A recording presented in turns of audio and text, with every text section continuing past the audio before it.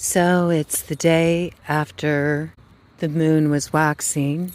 Earlier this afternoon, we had the eclipse, reached its fullness out here just after 2 p.m. in the afternoon.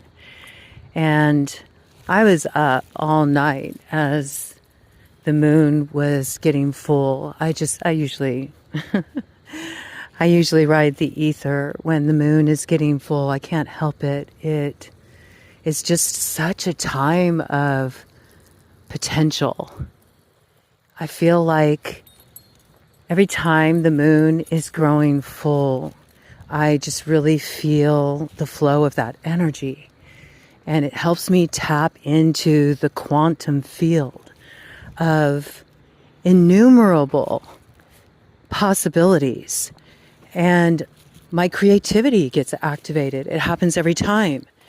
And I'm riding this current of energy, and it's very high-pitched. I don't know any other way to describe it other than that. It's very high-pitched. It comes through as C sharp. There is some kind of linking point there. I hit that note, and once that note comes in, it's like something cracks open in my consciousness. I found so many old writings, so many things that connect to this point. It is blowing my mind. I feel like my future self left me breadcrumbs so I would understand my next steps. Even though you know it's all interconnected, even though you know it's all one energy, till you directly encounter it in material reality, then that sword of truth, it points directly at you, that you are the answer to everything you seek. There's really no need for striving for anything, especially in Western culture. So much striving for progress, striving to be more, striving to reach the next level, when really all you have to do to power up is get present with where you are right now. Ted's here, gnawing at some roots. The roots are very activated at this time, but the roots are not just activated from below. They're starting to be tapped above. There's this elevation happening at Sahasrara, the crown chakra. There's a lot that's coming in, but it's not something you can hold in your hands yet, and that doesn't imply anything about its probability. It doesn't mean that simply because you haven't seen it take form that it's not already there. It is.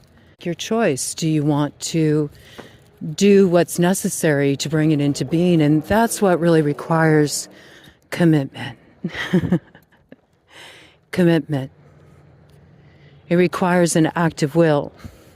But see, it's really hard to bring a devotional quality to it that can get the heart on board, unless you do really feel like it's a calling, like it's something you're giving over to because you can't resist its sway. And usually that's a big clue. When you have hit that thing that is part of your calling, you'll know it, because you won't be able to resist the pull of it, and you'll make time for it. You'll make space for it. That's the way it is when you're in the flow. One moment here, speaking of flows, Ted just let some shit go, man. So we're going to clean it up. Okay? There may be some shit you need to clean up. It's not that big of a deal, you know.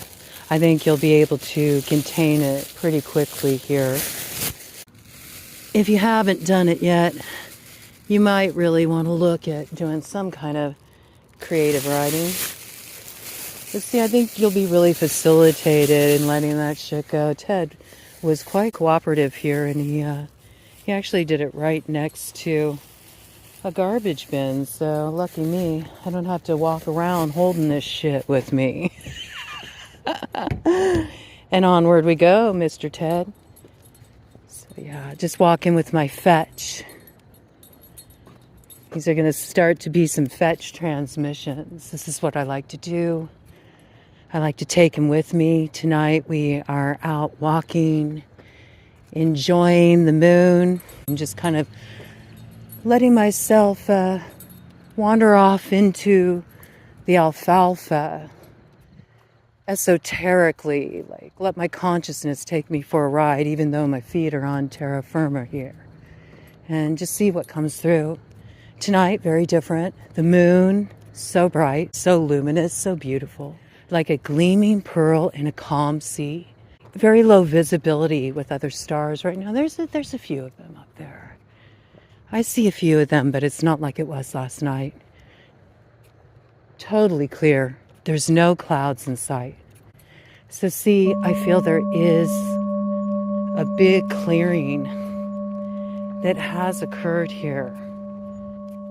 You know, it just really does feel like it's the last bit of Neptunian haze, you know, this last bit of glamour that we got lured in by. Probably because it was a more convenient truth than the sharp edge of reality. And yet, Saturn's on the scene. Saturn is retrograde in Pisces to help with this detailed work. Saturn, the sea goat, will show the way to kind of clear up any of that flotsam and jetsam that is clogging up the channel of the waterway. And I think we'll be, you know, sailing toward that bright light, the brightest light that leads us home. And it don't really matter what direction we go, as long as we just keep moving forward, you know, even if you are going south. I'm not speaking as somebody who doesn't understand a do. I've experienced many of my own intense symbolic deaths in my life, and I've dealt with severe crisis and upheaval, and I know what it's like to go through those gateways of initiation. I know how harsh it is. I know how hollow platitudes feel at that time. I know that nothing can be a balm. There's no words that can create any sense of feeling of justice at times when the fabric of our life is just being ripped to shreds and we feel like we're just sort of falling into the abyss.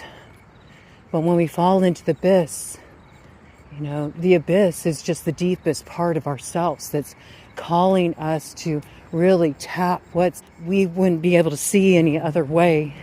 It's unfortunate that it needs to happen like that, but it's true. Because we do become complacent.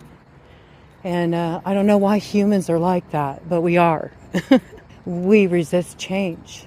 And yet there is a way that you can move through change, even when it is really rocking you.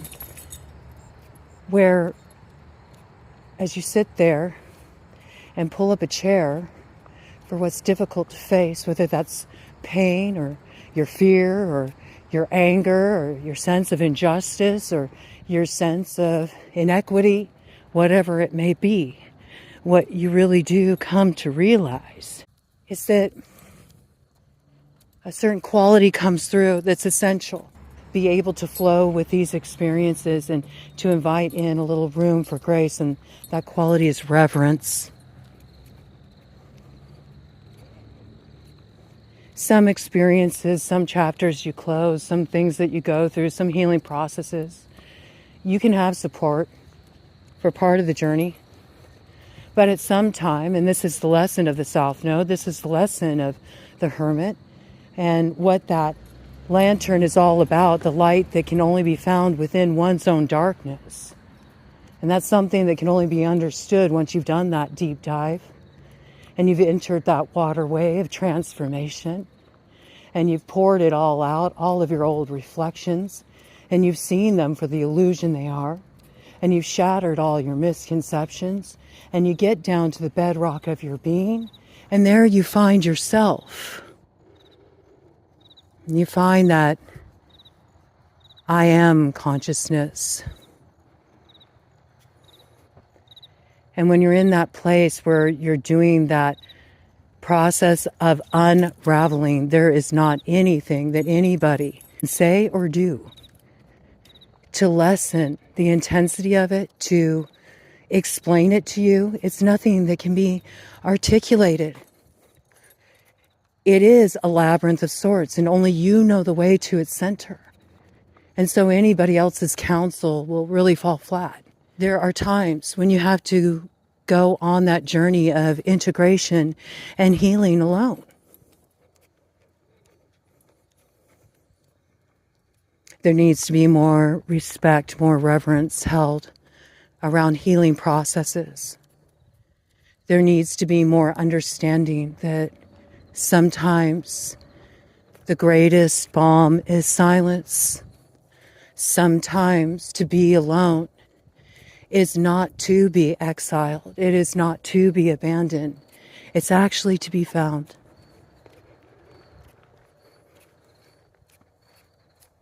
So there's something coming through tonight about peace. Just letting yourself be at peace. And in whatever way you can, and in whatever way it seems to have lacked, create a sense of reverence around wherever you're at. And if it's a moment where you're going through something really heavy, and yet at the same time, though it's heavy, you're laying down a burden. And in laying down a burden, you're trusting the deepest voice in yourself.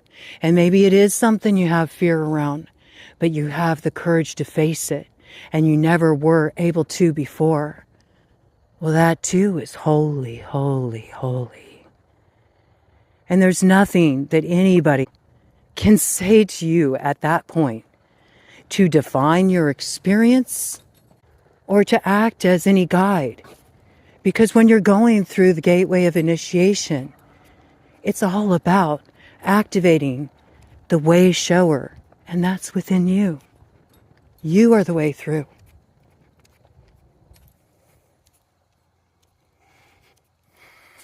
Ebbs and flows. Ebbs and flows. When to flow and when to let yourself go and be carried on your back, floating, staring up into a great expanse at that moon hanging brightly in the sky like an all-seeing eye, reminding you that even in the dark, there is visibility. It just may make things look a little different than they do when the sun's shining. But there's still light there to be found. And that's what you're meant to clue into right now. What's coming up for you? It's significant. And it's your opportunity to muse how the next chapter unfolds. It doesn't even need to be a whole chapter. It can be just as simple as a turning of a page. You can write it as you go. Create space for silence as we move through this waning moon, as we wait for the next new moon in Virgo to come in on the 21st. Make space for silence. And just let yourself be nourished there. Don't seek answers. Don't try to figure it out. See what happens when you just allow yourself spaces of silence where it doesn't have to be defined, where you're not looking for anything, where you're not asking for anything. You're just resting in that space. Just enjoying the silence. Words are very unnecessary. The nourishment it brings to you and what it can grow for you will far exceed what you would have set in motion if you didn't create the pause to just listen. So this is coming through as a bit of a sadhana. You invite in the silence, and then all of a sudden you find you tune into something else. You tune into another kind of voice, and that voice is the creator. That voice is your ability to decipher your next instructions on your mission for why you're here, and it's coming through your avatar. But see, you can't hear it. if you're not present. You can't hear it if you're not listening. You can't hear it if you're taking in the BS, the belief systems of everybody else around you. And I mean, there can be people that are really well-meaning, but let's face it, most people, when they talk to you, they give you advice. You know, they want you to do what they think they would do in your situation. Very rarely do you hear people empower you and say, I want you to not listen to what other people are telling you. I want you to listen to yourself. I want you to trust whatever comes through, even if it doesn't make sense. Or even if you look at it and think people might judge this, or people might think I'm crazy. Well, that's why it's just for you. Because there's something there for you to discover amidst what may seem chaotic. We have Mr. Ted confirming that. His tag there jingling. His tag's in the shape of a bone, you know? It's in the bones. And you know, you can cast the bones and you can see the future, and it's a little bit of that. You can feel it humming in your bones. You know what I mean? You've all been there before, when you could feel something in your bones. It's like it's in the marrow and you just know, like, I don't know what this is. Maybe I don't know how to recognize it. I don't know how to define it. I don't know what this is. I can't even communicate about it. How can I even talk to somebody about this? And it's not that you feel like you're off the mark. It's not that you feel like there's something wrong with what's coming through you. It's that you don't want the hassle of trying to explain something to someone else that it's not for them. It's not for them. It's just for you. Only for you. It's intimate. It's intimacy into me, you see. And it's not something that's for everybody. Some things are just for you. It's okay. Just rest in the peace of no words.